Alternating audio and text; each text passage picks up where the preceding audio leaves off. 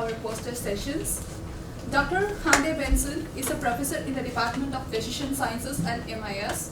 She serves as the director of the college Business and Engineering program and teaches undergraduate and graduate programs in business analytics, operations, and supply chain management.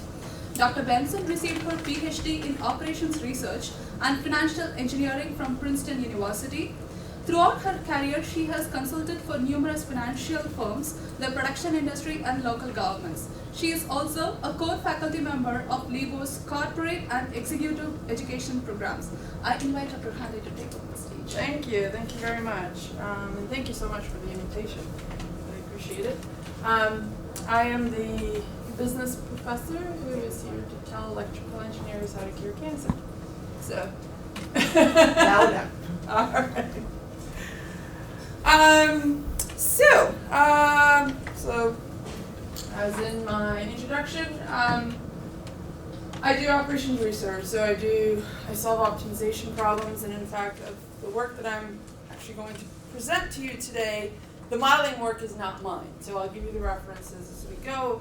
What I do is I solve problems. So I do computational optimization, I write optimization solvers, I do work on kind of how to formulate problems in certain ways that are more solvable than others, how to pick the right solvers, how to pick the right algorithms, how to implement the algorithms so that they work, all of the stuff that goes with kind of the numerical and the computational side of doing computations for optimization problems in pretty much any area. I spent actually quite a bit of time in this room as well, because I come over for a lot of master's and PhD various level exams. I really enjoy being involved. Actually, I tend to I keep young while doing it, and I learn a lot, so I appreciate the opportunity to be here. So anyhow, let's get on, I guess, with the work. So just a little bit of an introduction to the problem at hand, and we'll go into kind of the modeling from that, and then the solution of the problem. So like I said, the models are not mine, so I'll give you the references that I go through. So what I do is I kind of put them into context, and then I do the solving bit. So a couple of years ago, when I would talk about this type of problem, I would talk about kind of the case for not just optimized, but also personalized cancer treatments. And personalized cancer treatments actually has taken on a completely new meaning in the last couple of years, with a lot of gene therapy stuff coming into play here. But and then there's a lot of kind of different aspects to doing things with gene therapy. So what I'm really talking about is optimized cancer treatment. So not necessarily gene therapy, but really how do you, there are different aspects to it. You know, there's everything from imaging the tumor the right way to planning the treatments for a more detailed look at the tumor, and then being able to deliver those treatments as well. So what is the potential impact for this? So the American Cancer Society puts out kind of like estimates every year of what they expect will happen. But they're estimating that in 2019 there will be over 1,700,000 new cancer cases in the United States, and 606,880 cancer deaths in the United States, kind of across all age groups and across all cancers. Now, if you take a look at this, and I know you can't read it too well, but the important thing here is that many of these are actually heading down. And what these charts show you, these are for males and these are for females. These are trends in age-adjusted cancer death rates by cancer site, by tumor site. So this big blue line that you see here is lung cancer. And this is like right around 1990s here where it peaked, and then it's been on a downward trend since then. This black line over here is prostate cancer. This is colon and rectal cancer, and there are some that are holding fairly steady, like pancreatic cancer. leukemia, etc. Stomach cancer is another one that's going down quite a bit. Big difference between men and women, especially with regards to kind of some of the peaks of lung cancer, thankfully. But there are obviously some cancers that are up here for men and some that are here for women that aren't necessarily either on either one or not really visible. And so, for example, the rates for breast cancer among men is just not going to be visible up here, and there's really no prostate cancer incidence down here. But the trends are generally the same. Many of these different cancers are actually on a decline. Some of it is really just the big change because of the decrease in lung cancer incidence, just because of we just have fewer smokers. So that's a really big difference, but there's also better screening technologies, more frequent screenings, the part of healthcare programs, and just basically educating the public and doctors kind of making sure that that's a part of regular checkups. But there's new treatment technologies available, and also personalized and also optimized treatment plans. So I'll point out kind of where some of the improvements have been in the two types of optimization. Yes?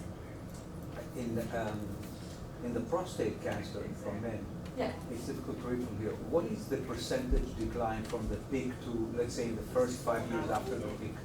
The peak is at 40, and about first 5 years is probably about 5% or so, because we're about kind of like the mid-30s right there, and now we're down to about 20%. So this is really technology, not smoking. No, this is really technology, but I would say probably also more frequent screenings as well.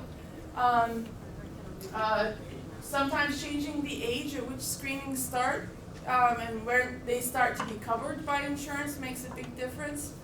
And so some of that is also at play here, but a lot of it is just the But treatment it's technology, technologies. the Yeah. diagnostic technology. Yeah. So, I guess, why am I here? So, these are the two papers that I'm going to present the models from: radiosurgery treatment planning via nonlinear programming. And this is mostly a survey paper, so there's a lot more in it than what I'll present, but the basic models from there on chemotherapy treatment planning. So, there are two aspects to kind of optimization here. One is planning, and then the other is the application of the treatment technologies. And it's not just a problem of optimization, but also it has to bring people together from engineering technology, because they're the ones that develop the technology, medicine, because they're the ones who know how to treat the patient, but also computational mathematics to kind of know how to apply these technologies, doses, times, frequencies, etc. So whatever we can do to kind of more accurately map a tumor, get its characteristics, and then plan the right treatment for that particular patient's situation, it has to be done in a very precise manner. And so precision generally requires you to have a large-scale model because it's going to have a lot of details in it. And generally speaking, when we stop making simplifying assumptions, growth behaviors in tumors, the way that the technology interacts with the tumor, etc., are generally nonlinear in nature, and so we have to plan on solving some nonlinear and large-scale optimization problems to plan and apply these treatments, and so we need the right algorithms and software to actually solve these problems. Now, a lot of these, there are certain aspects to this, a lot of kind of visualization, refinement, etc. kind of has to happen in real time as the patient is there. But a lot of these treatment plans are actually not necessarily done in real time. They're planned ahead of time, they're delivered, and then the patient is re-imaged at certain intervals, and then the plans are revised based on how the treatment plan is going, what the tumor looks like, etc. So we're not necessarily talking about having to solve these large-scale problems in like microseconds. We can take a few minutes here and there. So it's perfectly fine to be on kind of the large-scale side of the kind of size versus efficiency trade-off here. So a little bit of math, a lot of math. So what am I trying to do here? I'm trying to solve an optimization problem. So my goal is to essentially minimize some function. These are all continuous functions, generally speaking. Or if they're not, I can try and put in some measures to model them using continuous functions. But so I want to minimize some function of two different vectors of variables. The x vectors I will consider my continuous variables, and the y variables will be my discrete variables. I'll call them integer, but they can be just kind of general discrete. We can accommodate inequality constraints, equality constraints, and I assume that these are my unknowns. So what I consider decision variables, some of you may consider parameters in the model, but the functions themselves include the data, the givens, and the x and the y are the unknowns. So these are things like, if I'm delivering chemotherapy, for example, the dose that I'm going to deliver on a particular day. If we're talking about radiation, it might be kind of the width of a shot, the location, the target of the shot. If we're talking about something like heat ablation, it might be the center of kind of applying the heat and maybe the characteristics kind of, I don't think temperature is usually one, but the width of the needle, essentially, to apply the heat on the tumor, etc. So there's all sorts of different variables, unknowns that we have to decide in. I assume that we're going to have a single objective function. We may have multiple, in which case we'll just combine them using some sort of a weighting scheme. Again, we have our constraint functions. So if any of these functions are nonlinear, then we consider the whole problem to be nonlinear. P is the length of the discrete vector here. If P is equal to 0, then we assume it to be a continuous problem. The problems that we're going to deal with today are going to be continuous versions of what are actually mixed integer optimization problems, and that's the case when we have both continuous and integer variables in a problem. And in terms of difficulty levels, a fully linear problem is easier to solve than a nonlinear problem with only continuous variables, which is easier to solve than a problem that has both continuous and integer variables in it, in addition to nonlinearity. So whenever possible, we try and solve linear programming problems as long as they can actually express the problem in an accurate enough way. If not, we'll move up to nonlinear programming. If we absolutely have to, we'll move up to mixed integer and nonlinear programming. Mixed integer and linear programming, as well as linear programming, as well as nonlinear programming, these are all fairly mature fields. There are good software packages to solve these types of problems, great ways of modeling them, etc. Mixed integer and nonlinear programming is the current, we're trying to do something about it, but we're all just at the beginning of it and not much out there to solve the problem. So when we crack that nut, I will say it's okay, just do mixed integer and nonlinear programming. We're not really quite there yet. I would say that probably I graduated in 2001, the year after me, 2002, they were probably the last years where nonlinear programming dissertations came out. And then we probably pretty much declared the field to be pretty mature at that point. And we all moved on to other things, and some of us have been working on mixed integer nonlinear since then. But yeah, I mean, these are fairly mature at this point. This is still, if you can avoid it. Nonlinear programming solvers, you got IPOP, you got Loco, you got Nitro. So again, kind of some of the better ones out there. FMinCon is the implementation that's in MATLAB that a lot of us use. So I'll test some of these models on those solvers to kind of show you what they do. All right, so let's go on to the models themselves. So we'll start with radiation therapy. So,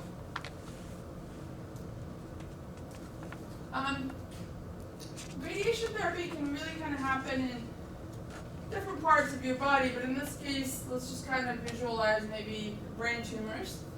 And essentially we're talking about, there are different variations of radiation therapy, by the way. So, like if you've heard of gamma knife, that's a type of radiation therapy. The idea is that you try and zap a tumor. That's a fairly colloquial way of putting it, but that's essentially the idea.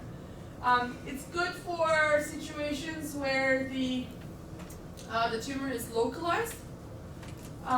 So not necessarily for like metastasized cancer, but if you've got one, two, maybe a few tumors that need a treatment option, this is generally a good one.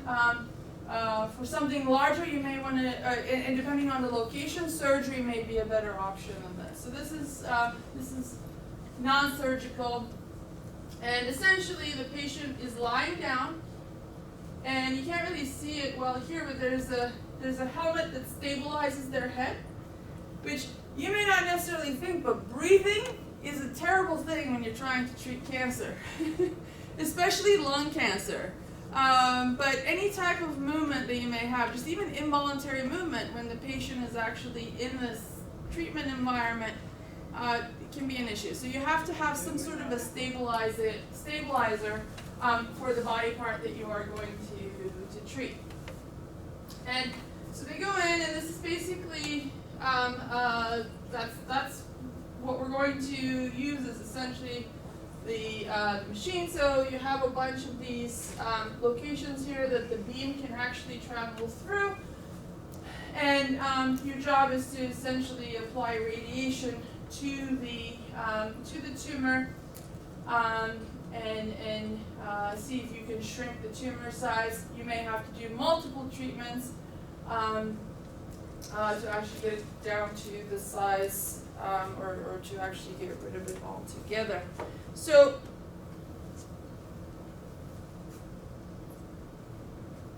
the problem here is that as you're doing this, radiation just doesn't magically appear in the point of the tumor that you're trying to hit and then go away. Radiation travels through tissue to get to that point and continues to travel through. And so you're actually hitting a lot of other tissue that's not necessarily tumor.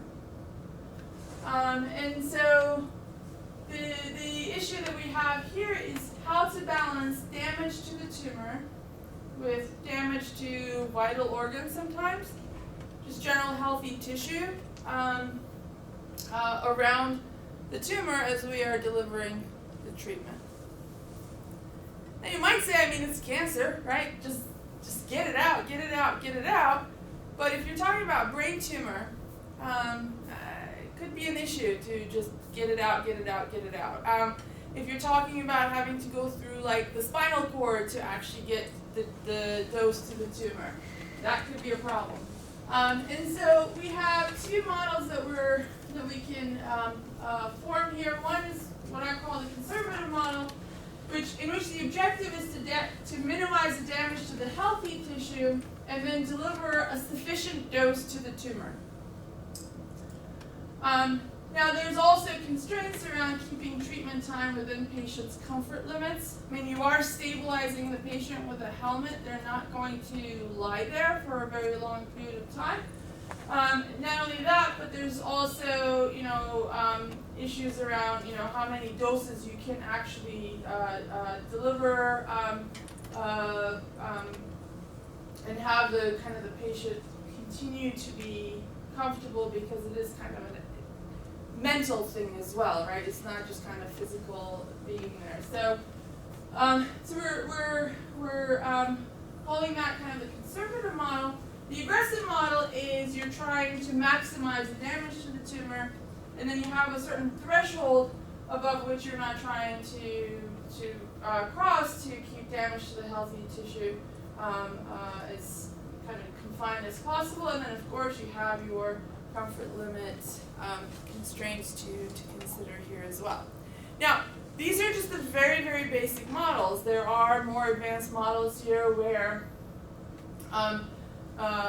rather than, for example, maximizing damage to the tumor or minimizing damage to healthy tissue, you have goals for both, thresholds and goals, and that you can violate, and then you basically try and minimize the violations of the goals, and you have more weight, for example, to minimize underdosing to the tumor versus delivering overdosing to healthy tissue, etc. So there's more complicated versions of these models as well.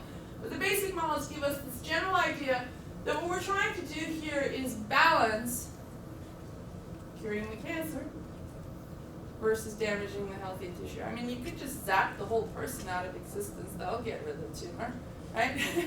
Not the goal here. All right, so how do we actually build this model? So usually what you do is you start with a 3D discretization of the body.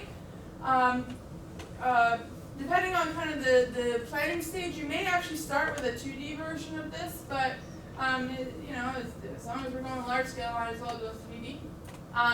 And so you use the 3D discretization into what we call voxels. So these are the volume elements. Essentially, you're putting a 3D grid on the body so that you have a frame of reference. You declare some of these voxels, again, through imaging, etc., as being those within the target. We have the target or the tumor voxels, as well as those that are out of the target or the healthy tissue ones.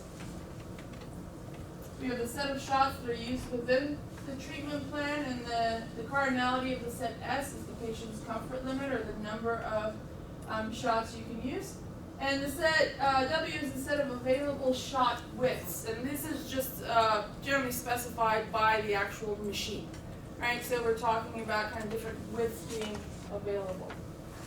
And so our decision variables are the coordinates in this 3D discretization that will be the center of each shot. Those are the targets. But remember that each shot will actually potentially impact all the other voxels as well, just through kind of where they're going, where the shot is going through, and also just kind of the interactions with the neighboring voxels. So not only kind of where you're aiming, but also how long the time is going to be. So this is the radiation exposure time of each shot of width W. There are different ways of formulating this. We could actually have a variable for the width of the shot as well. But rather than doing that, since we don't actually have a lot of different potential widths, what we do is, instead of saying, having a variable that says like, this shot is of width 4 millimeters, 8 millimeters, 12 millimeters, rather than saying that that's a decision variable, we have one set of decision variables for the 4 millimeter widths, one set of decision variables for 8, and one set of decision variables for 12. And what that allows me to do is basically not have integer variables to describe width in my model. Right? So if I have 3 possible widths, I have 3 times as many continuous variables, which I can generally deal with better than having triples of integer variables in a model. The dose calculation. So this is kind of where the nonlinearity comes into play as well. So the dose that's actually received at any voxel IJK from a dose that you had centered at X, Y, Z with W has, so this is basically the dose received at IJK from that shot as a form that looks like this. The part of this form that you would recognize is the IJ and the K and the X and the Y and the S. The rest of them are actually just parameters that you fit from data. So you have all this data that you've collected from former patients, hopefully, and this is basically what you fit to, the function that you fit to that data to calculate the dose that's received at any individual voxel. And so essentially, the total dose that's received at a voxel IJK is going to be the sum of the impact of all the shots on IJK This is the dose that will be delivered times the length of the time of that shot. So we'll just add that over all the shots, all the possible widths, and that'll be all the doses, the total doses received at IJK from everything that's actually coming into the treatment area. So even though IJK themselves may not be IJK itself may not be the target of a shot, it's going to receive the impact of all the other, all the shots that have been planned for. Patient Can I ask you a question? Yes. The physical meaning of those parameters such as sigma and rho, could you explain? Because it's not selected in vacuum, they are selected because of ionized radiation that is going through, and depending on how You it is probably focused. can explain them better than I can then. I like analyzing data and I like solving optimization problems, but I don't think that I can actually explain the physical meaning of those. I am happy to put the reference back up in case you want to read more, but I don't think it's even in there. I think they have a reference for what they mean as well. We're all a bunch of mathematicians here. All right, so as far as patient comfort goes, what we do as kind of our substitute for patient comfort is essentially say, this is the number of shots you're allowed to have. And so our constraint basically says, if we have a binary variable that says that you are delivering a shot of width W, so the time of that shot must be non-zero, then we're going to count this as having had that one shot. If the timing of that shot is 0, then it didn't happen. And so if we add all of these variables up, then we're going to count the number of shots that we administer, and that total has to be the cardinality of the set S. You may actually be given, this is generally prescribed again for patient comfort limits, but you may be given an inequality constraint here as well.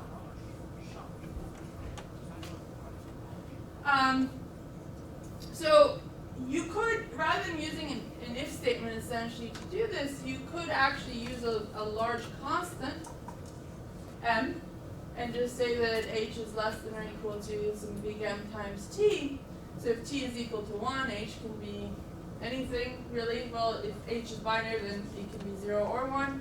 And if t is 0, then it has to be 0. But if it has to be 0 or 1 and then add up to this, then if you have a minimization problem, you're generally just going to have the right number. But it still requires us to actually define the h's as binary variables, and so it's not necessarily doing what we needed to do, which is to give us a purely nonlinear problem. And so usually when we have a variable that we're defining like this, we use a nonlinear function. It's basically an S, and it gets steeper in the middle as alpha goes up. And so I think I use alpha equals 20. Fine enough approximation for our purposes. And this really usually only works because the number of shots we're going to have is generally fairly small. So putting it together, it basically looks like this. So you're minimizing the dose to the healthy tissue. This is how we calculate dose. That was the formula I showed you before. For the tumor, you have a minimum dose that you want to deliver, and the dose is actually normalized so that it adds up to 1, and then the comfort limits and the time is greater than or equal to 0. That's it. So that's what the model looks like. So before I show you how we solve it, we move on to chemotherapy, unless there are questions on this one that I can actually answer. All right. Can you give us an order of magnitude of the tessellation, of the dimensions? I'll get to that. I'll solve the problem then. I'll get to that. All right. So let's look at chemo. It's basically the same idea here, in terms of kind of the trade-offs between treating the tumor. Not the tumor, the cancer. Number of cancer cells in this case is the issue because we're generally talking about metastasized cancer. versus damage to kind of organs and other body parts, etc. So the issue with chemo is that we're dealing with kind of a systemic treatment. It's applied to the entire body, and so you're going to have to deal with toxicity in the body due to the therapy.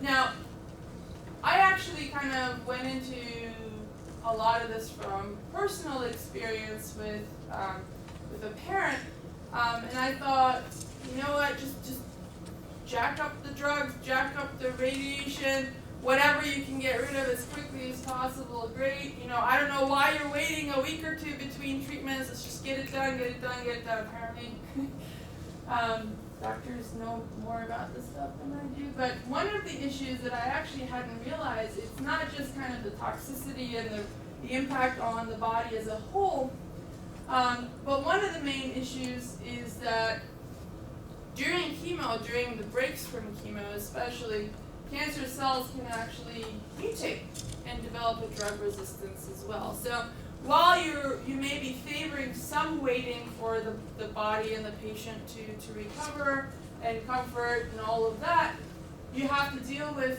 kind of setting reasonable time limits on this whole thing, because if you start seeing the mutation, then there's very little that we can actually do. So for longer treatments, obviously you have a higher likelihood of mutation. Can't you combine various drugs Yes. to minimize Yes. the risk? Yes.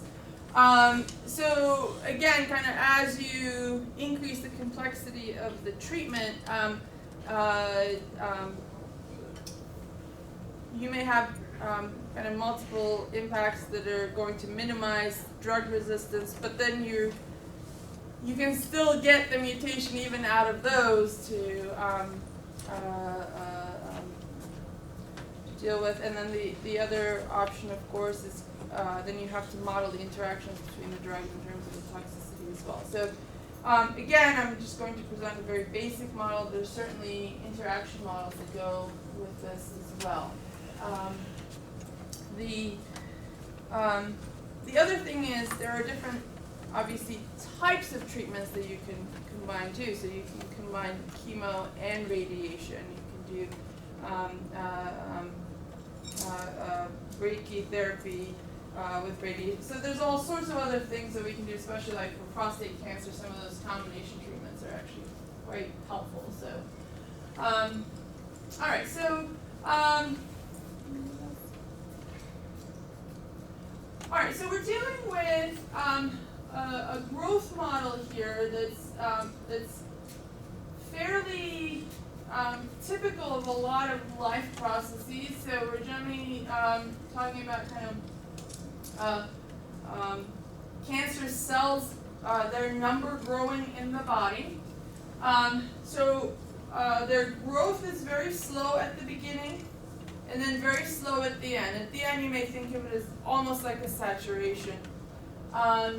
But in between, there's fairly kind of rapid growth, and then it just levels out.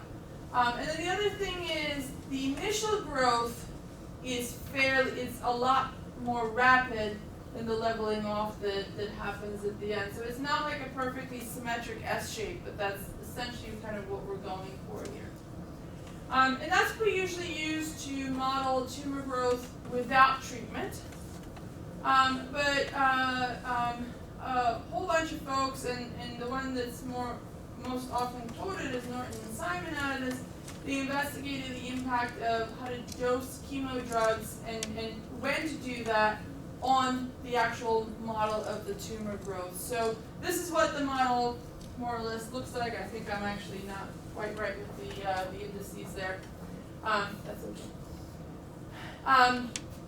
But the idea here is, so theta is the kind of what we consider the maximum full saturation population of cancer cells in the body. Usually that's the number that's taken to be about 10 to the 12th.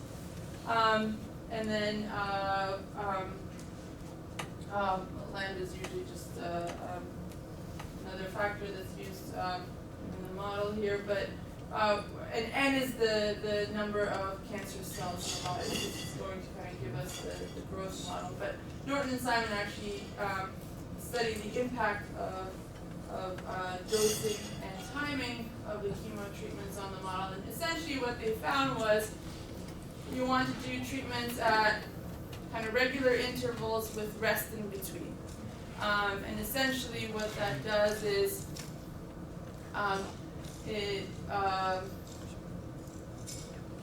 it may lead to decrease and then some growth, decrease and then some growth, but over time with the right dosing you can actually drive the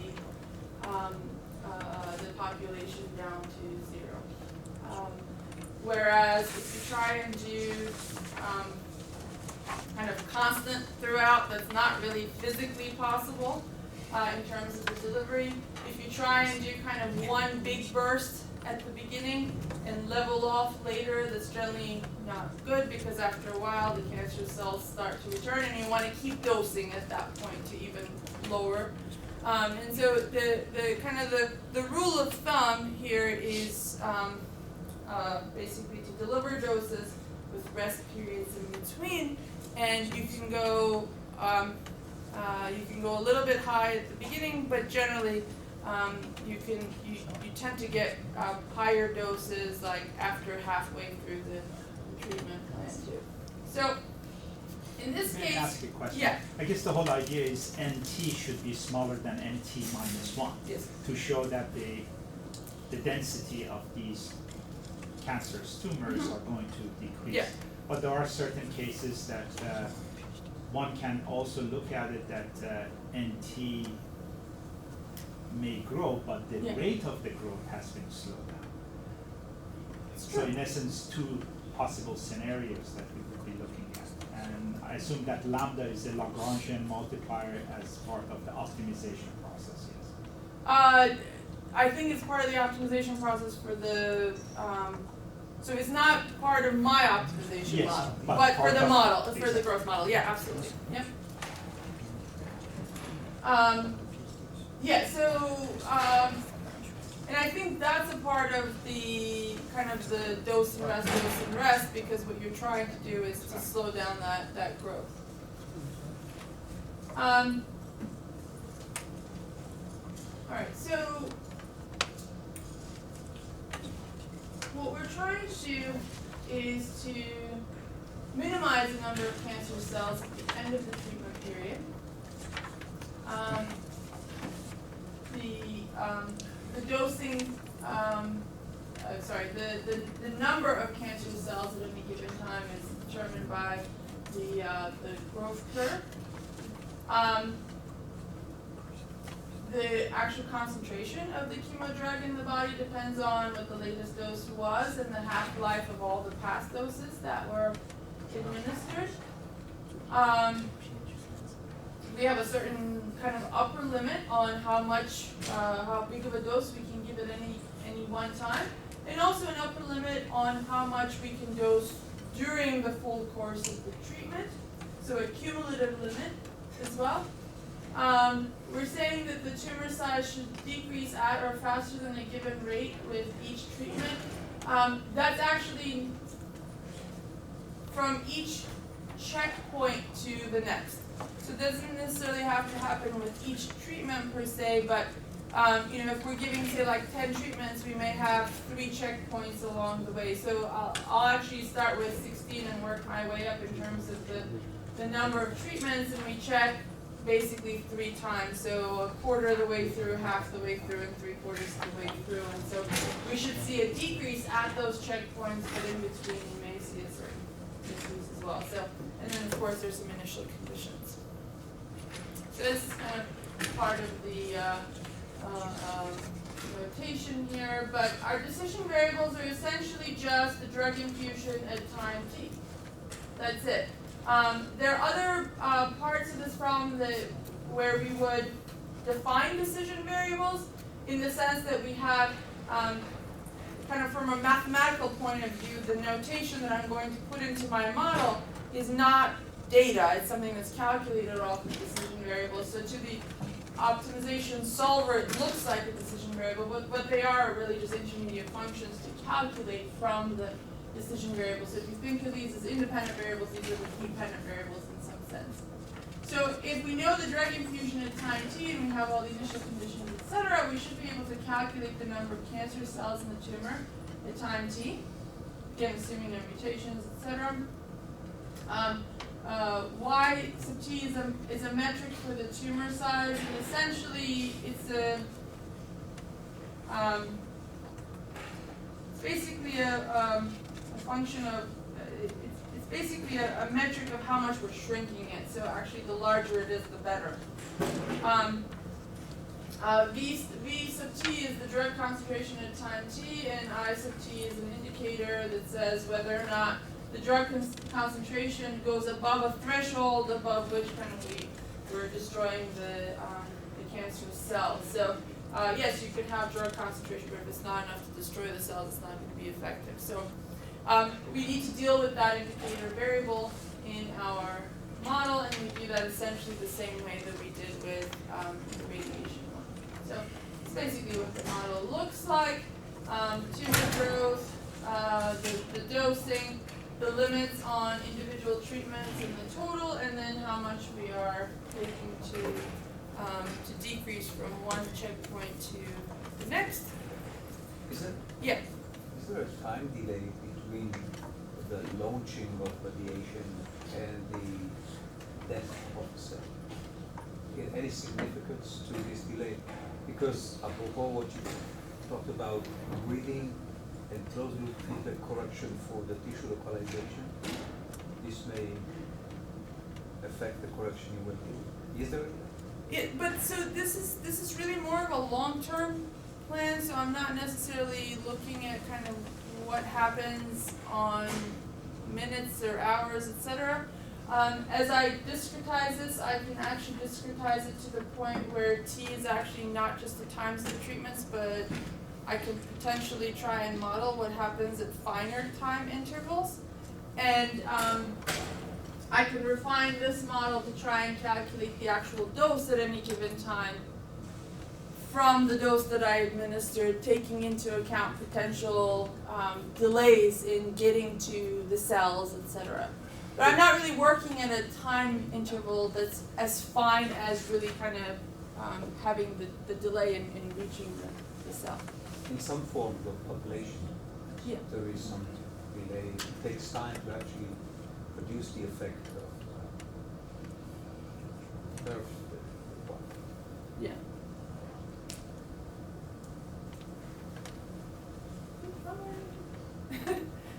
All right, so my goal again is to actually solve these problems. So, I always advocate to kind of have the level of solver that is going to solve your problem, trying not to push my preferences of using Newton's method or 2-point methods or anything on any one problem that's the most important. But in this particular case, we are dealing with large-scale nonlinear programming problems, but ones that are not necessarily beyond the capabilities of existing solvers. So a couple of 100,000 variables I can deal with. And that's generally going to be the case here at kind of the max, but for the most part, just a few thousand variables here and there. So I can deal with that. And so in those cases, especially when I can write my problem with continuous functions, etc., the availability of first and second derivatives is going to be important to not only the success, but also the speed of the algorithm. A lot of my models are very sparse. The models that you saw are especially the Jacobian and the Hessians that you would get from these are fairly sparse. Each function, each objective function, each constraint function really only involves a few of the decision variables. So I can deal with calculating and storing both first and second derivatives, but I have to be working in an environment where that's available, or I have to provide them myself. And so, kind of, I guess what I would advocate here is that if you are, used to using an environment like MATLAB or like Python, etc., try and actually provide your own provide your own derivatives if necessary, first and second. So don't use numerical derivatives. Don't use symbolic calculations for these derivatives. If you have a way to do automatic differentiation, that's really probably the way to go here. So what I tend to use kind of personally in a lot of my modeling and solving is an environment called AMPLE, where you just write the model and it actually uses an expression tree to parse it, and then it will compute first and second derivatives via the chain rule using automatic differentiation. So it's fairly powerful, it's fairly fast, and it's more accurate than using numerical differentiation, finite differences, etc. It generally works faster than doing symbolic differentiation, and you basically don't need to provide any derivatives whatsoever. MATLAB can accommodate user-supplied, symbolic, or numerical, and so in most of these cases I would recommend using user-supplied derivatives, although FMINCON pretty much will do numerical differentiation, I guess, by default. So I'll kind of show you how to use, the results of the different solvers on this, but the Newton's method-based solvers, IPAP, Loco, and Nitro, that I had mentioned at the beginning of the talk, have interfaces to both environments, really, and so the solver is not necessarily kind of a limitation here. FMINCON, not great. So the radiation problem, this is going to be with a 2D, and so this is an example that's usually available from MIT. So this is the tumor area, and that's the critical area. So think of this as like a spinal cord and the tumor going around it. So let's take an area that's slightly bigger than that. You don't need to model the whole body. You could, but you're probably not going to care about the radiation that you get in your big toe from this treatment, right? So we're just talking about an area that you think is going to be impacted. So this model is 200 by 200. We'll use two widths available for the shots. And if you actually work it out, like I said, the intermediate functions also have to be defined as decision variables, but they are dependent variables. And so the AMPLE is able to kind of detect and pre-solve them out. So we're down to essentially 4 variables, 2 shots, 2D, so just the centers of the 2 shots. But the pre-solve, so this is with the pre-solve. So the pre-solve takes about 2 seconds, and there's 3,700 constraints or so. So Nitro is the fastest of them all in this case, but IPAP and Loco can solve the problem in an additional 2 seconds. And FMINCON, it's going to be too much pre-processing and too much applying of the chain rule, and so there's really kind of a non-starter there in terms of even modeling. But we're dealing with just a few seconds to solve a very large problem, again, including the pre-processing that goes with it. For the chemo problem, we're talking about kind of 16 treatment periods, 32, 64, 128, and 256, and now, I mean, this is just way beyond the length of time that anybody would actually get chemo, but so this is the objective function value. So remember that that is actually a maximization problem. And so the larger the number, the better. And this is the time in CPU seconds that it actually takes to solve each of these problems. And so if we go back, we're not really talking about a very large problem because remember our decision variables are just the number of infusions. So we're really, I mean, maybe a few intermediate things here and there, but we're really just talking about having a couple hundred variables here, so they're not very large problems. And you can see that the solution times are fairly short. Nitro, again, very fast, but it doesn't get good quality solutions. This is a non-convex problem, so you do have local optima here, and it gets stuck at some of those local optima. As the problem gets larger, it's more likely that you will actually get stuck at those local optima. And F-mincon just basically conks out after a while because it actually can't get the level of precision that it needs. And so it ends up doing a lot of function evaluations and iterations, and that's about it. So, we can solve these problems fairly quickly, so that you can imagine getting to some of these more sophisticated models with multiple treatment methods, multiple drugs, etc. at any given time, fairly easily using these as kind of the springboard as the basic models. And so there's a lot of kind of interesting things to be done in this arena, a lot of interesting work that's happened in the last 20 years or so since folks have really started doing the optimization models for these. Really, I should say for chemotherapy, it's been a lot longer than that. Yeah, I mean, if you're interested, it's a fun area to work in. You have the mathematical skills to do so. Yeah. It appears that 64 treatment for this simplified representation of a complex problem may be the optimum because both in local as well as the iPod, you ended up with the highest. Yeah, but there's also kind of the impact of as I have a larger problem, I have more chance of getting stuck at a local optimum, mostly because I didn't change the initial solution at all. I used a fairly basic initialization here. I think I just figured, if you have, say, 10 to the 10 cancer cells you start out with, and you want to have as little as possible at the end, let's just initialize everything at sort of the halfway mark. And so I think that if you actually try and maybe throw a little branch and bound and actually search the space a little bit better, you could potentially get a solution that maybe continues to go up. So yeah, yeah.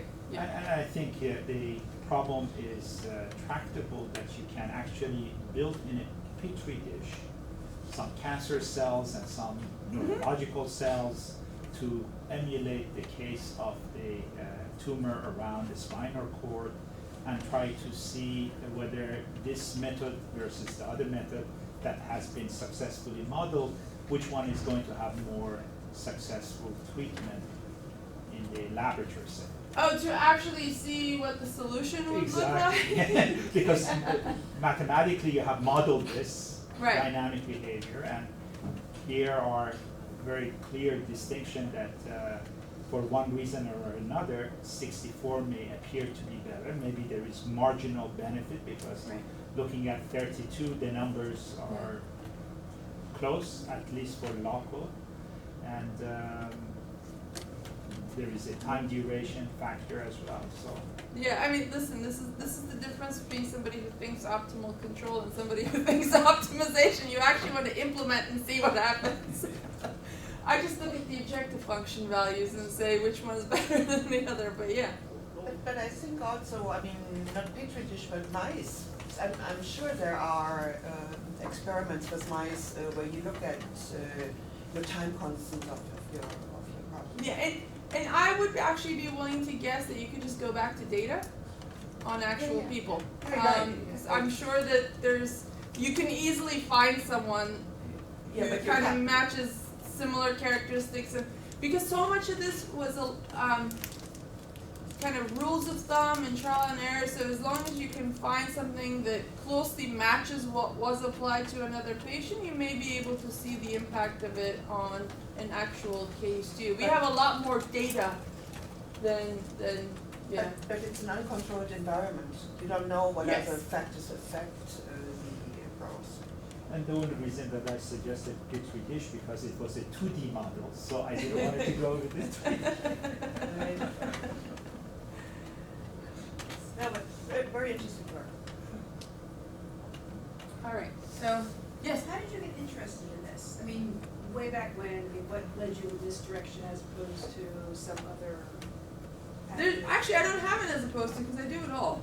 So, I mean, on any given day, you can find me working on problems with autonomous vehicles, financial portfolios, cancer, what have you. So, I see my job as really more of one of service. So I develop solvers and I solve problems. So, this was kind of an interesting case of large-scale nonlinear models that could be mixed integer models, but we decided not to. So I kind of came into it from that perspective. Like, if I were to keep the binary variables here, can I do a little bit better versus, you know, if I try and replace the binary expression with a nonlinear function. So it was very, yes, there was a personal aspect to it, but actually when I started, I almost tried to avoid it because of the personal aspect. You know, I just had a parent pass on and I didn't want to, like, think about it, I guess, but the math side of it kind of, I guess, I was going appealed back to me. even further, like back when you were in high school and college, what led you into this area of interest, or how was it that this was the route you took?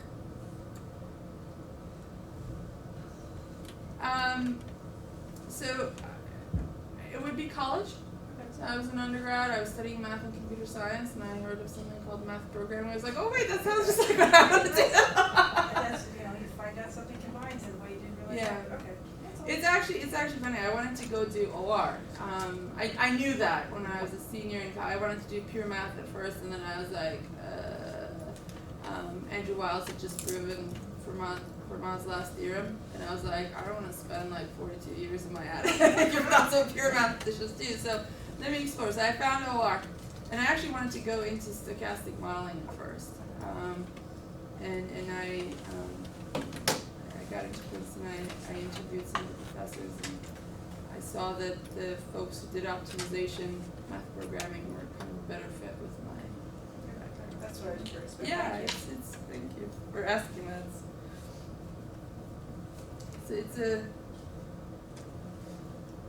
I like to think of myself as an engineer, but I'm really not. I'm a financial engineer, so a lot of engineers just scoff at that. Most engineers are also mathematicians. We think of ourselves as mathematicians. In your case, you are. I am. Yes, yes. It's the same thing as she did. I didn't want to spend my life in some other spaces without having a problem related to it. But it's funny because I really don't fit in G Hall at all, because, you know, it'll be like, oh, here's a concept from accounting, or here's a balance sheet. I'm like, I've never read a balance sheet in my life. I haven't had a single business school class ever in my career. At one time, the MIS and decision sciences was dominated by electrical engineers. Yeah. That they became.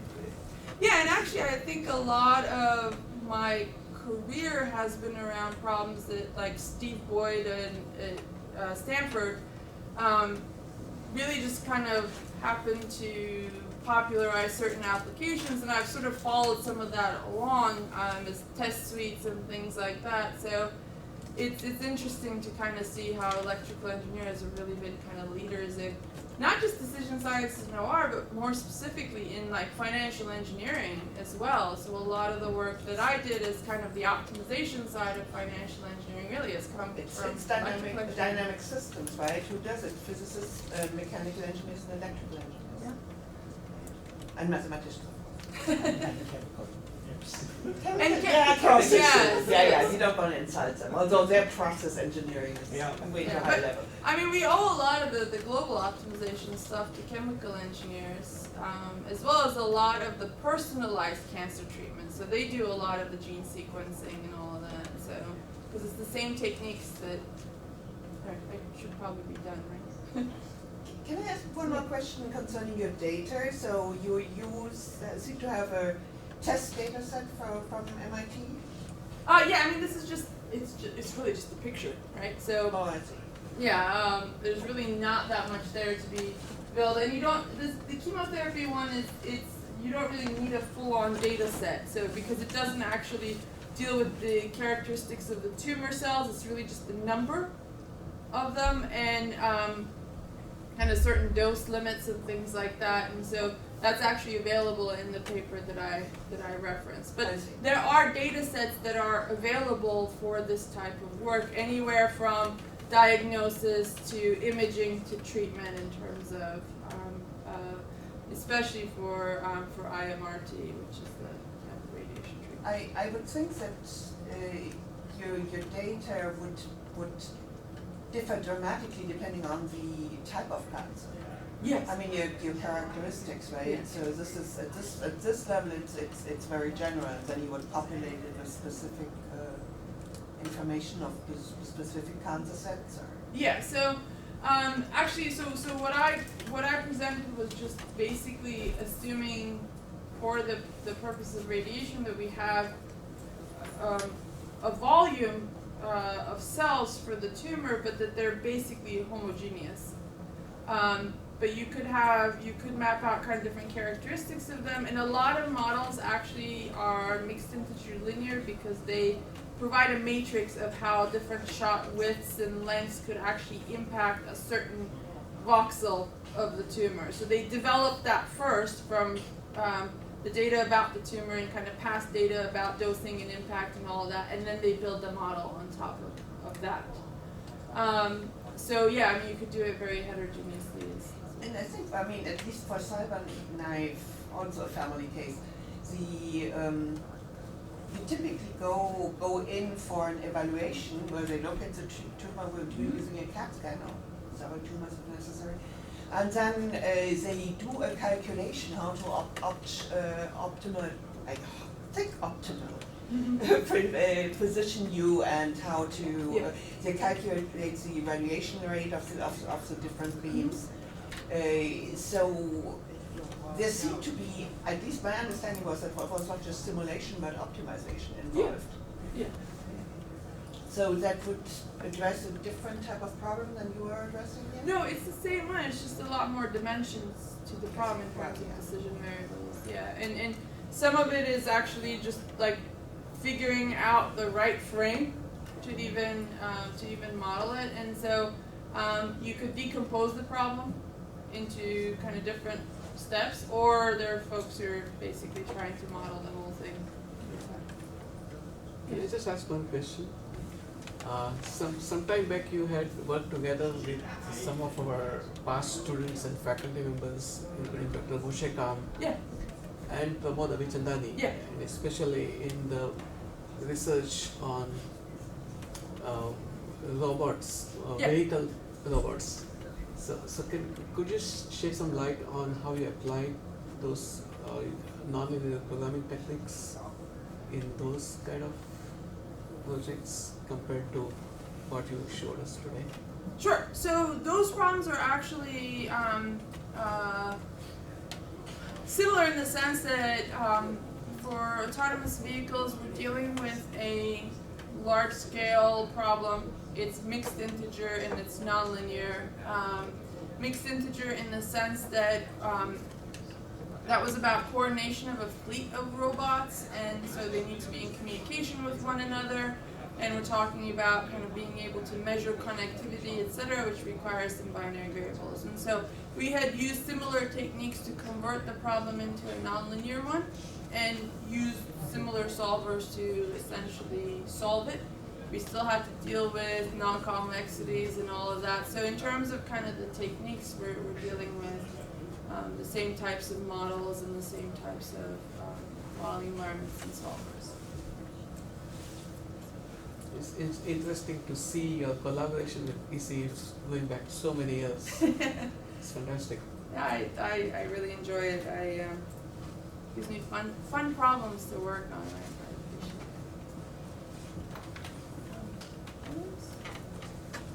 it. Thank you.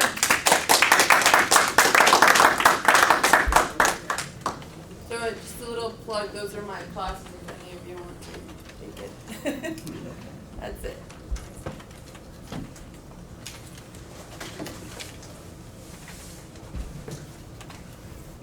Thank you for the informative session, Dr. Benson.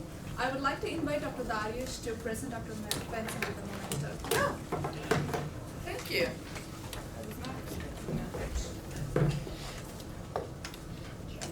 Can be used at the Yes, as well. thank you. And I think something that can be helpful. IEEE courtesy. Thank you.